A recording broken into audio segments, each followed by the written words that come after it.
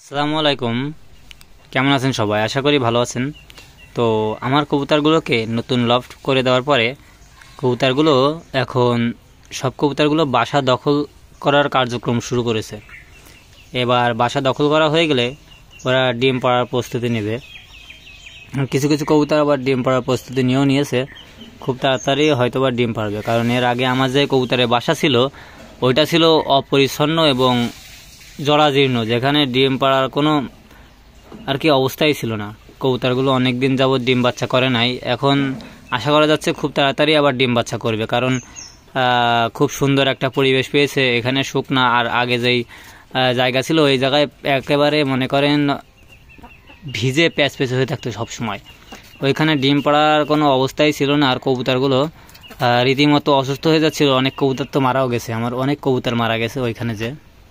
আর এখানে দেখেন সব কবুতরগুলো কিন্তু সুস্থ সবল এবং ফিট আছে। এখন কথা হলো, যদি আপনি কবুতর সুস্থ রাখতে চান তো আপনার কবুতরের লফট হোক সেটা ধরে পালন বা ছেড়ে পালন, যেভাবেই পালন করেন, আপনার কবুতরের লফট পরিষ্কার পরিচ্ছন্ন রাখতে হবে।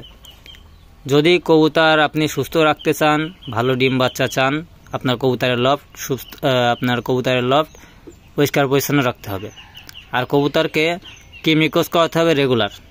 মানে রেগুলার বলতে দেখলে বুঝতে পারবেন, যখন আপনার কবুতর হাতে নেবেন দেখবেন যে কবুতরের হাড় বের হয়ে গেছে। যখন হাড় বের হয়ে যাবে তখন মনে করবেন যে কৃমির সমস্যার কারণে আপনার কবুতরের হাড় বের হয়ে যাচ্ছে, তখন আপনারা কবুতরকে কেমিকোজ করাবেন এবং ভিটামিন কোজ করে দেবেন পরাপর। তাহলে আপনার কবুতর সুস্থ সবল থাকবে এবং ভালো ডিম বাচ্চা করবে। যদি কবুতরের ঘর আপনারা পরিষ্কার পরিচ্ছন্ন রাখতে পারেন, নিয়মিত খাবার পানি পরিষ্কার পরিচ্ছন্নভাবে দিবেন, প্রতিদিন 2 বার করে আপনারা খাবার পানি পাল্টে দিতে পারেন। গোসলের জন্য আলাদা পানি দিবেন, কারণ এখন প্রচণ্ড পরিমাণে গরম পড়ছে। গরমের সময় যদি কবুতরকে গোসলের পানি দেওয়া না হয় তাহলে হিট স্ট্রোক করবে। অনেক সময় দেখা যায় যে আপনারা মনে করেন যে যখন শীতকাল বা বর্ষাকাল তখন গোসলের পানি দিতে হয় না, কারণ কবুতরের ঠান্ডা লেগে যাবে। আসলে ব্যাপারটা এমন নয়। কবুতরের যদি সবসময় গোসলের পানি দেন তাহলে কবুতর সবসময় দেহের তাপমাত্রাটা এক রাখতে পারে গোসল করে। তো সেক্ষেত্রে কবুতরের কোনো সমস্যা হয় না সবসময় গোসলে পানি দিলে। যেটা আপনারা মনে করেন যে কবুতরের সবসময় গোসলে পানি দিলে অসুস্থ হয়ে যাবে, তো এটা আপনাদের ভুল ধারণা।